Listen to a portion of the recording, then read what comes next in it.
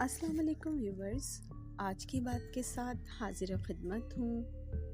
ارشاد قدرت ہو رہا ہے، ان اللہ یامر بالعدل والاحسان، بے شک اللہ تمہیں انصاف اور احسان کا حکم دیتا ہے۔ سورہ نحل کی آیت نمبر 90۔ ویورز، عدل کے معنی ہیں ہر چیز کو اس کے صحیح مقام پر رکھنا، کسی کے ساتھ ناانصافی نہ کرنا، فیصلے میں خواہش نفسانی کو شامل نہ کرنا اور حقوق کو ان کے مستحقین تک پہنچانا۔ سرور کونین سرکار دو عالم محمد مصطفیٰ صلی اللہ علیہ وآلہ وسلم کی حدیث مبارکہ ہے کہ ایک لمحے کا کیا گیا عدل 60 برس کی عبادت سے افضل ہے۔ ویورز، خداوند متعال عادل ہے، یعنی اللہ کبھی ظلم نہیں کرتا، نہ کسی پر زیادتی کرتا ہے، نہ کسی کا حق مارتا ہے، نہ ہی بلا وجہ سزاوار کرتا ہے اور نہ ہی کسی کی نیکی کو ضائع کرتا ہے۔ خدا ہر چیز کا فیصلہ حق کے ساتھ کرتا ہے۔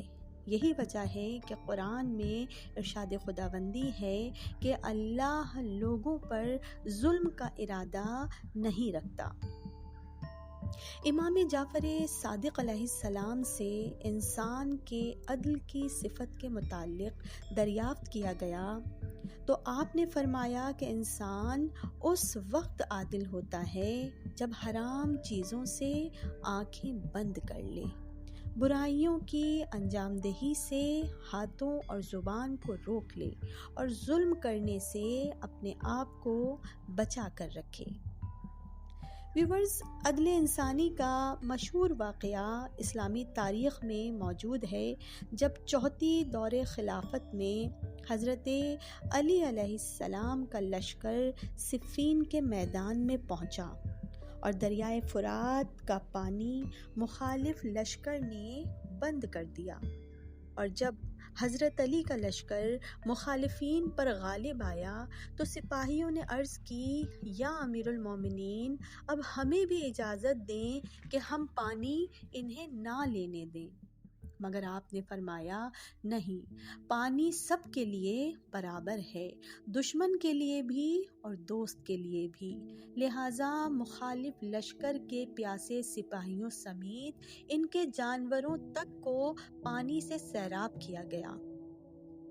کنز الاعمال کی حدیث ہے کہ کسی شخص نے رسول خدا کی خدمت میں عرض کی، یا رسول اللہ، میں اس بات کو دوست رکھتا ہوں کہ تمام لوگوں سے بڑھ کر عادل بنوں۔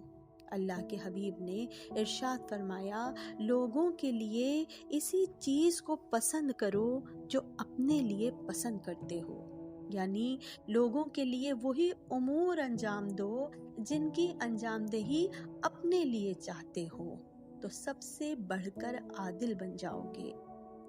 سفینۃ البحار کی حدیث ہے، آپ نے فرمایا، میری امت کے 2 گروہ ایسے ہیں کہ اگر ان کی اصلاح ہو جائے تو امت کی اصلاح ہو جائے گی، اور وہ فاسد اور خراب ہوں گے تو میری امت فاسد ہو جائے گی۔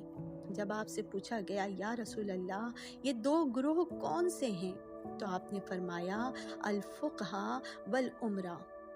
آپ نے فرمایا، روز محشر جہنم کی آگ 3 گروہوں سے بات کرے گی، اہل اقتدار، علماء اور دولت مند۔ اہل اقتدار سے کہے گی، تمہیں خدا نے اقتدار دیا لیکن تم نے عدل سے کام نہیں لیا۔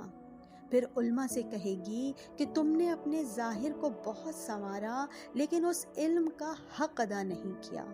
پھر دولت مندوں سے کہے گی کہ خدا نے تمہیں مال دنیا عطا کیا لیکن تم نے خلق خدا کے لیے بخل سے کام لیا۔ یہ کہہ کر جہنم کی آگ ان سب کو ایسے نگل جائے گی کہ جیسے پرندے اپنے دانوں کو نگل جاتے ہیں۔ اللہ اکبر۔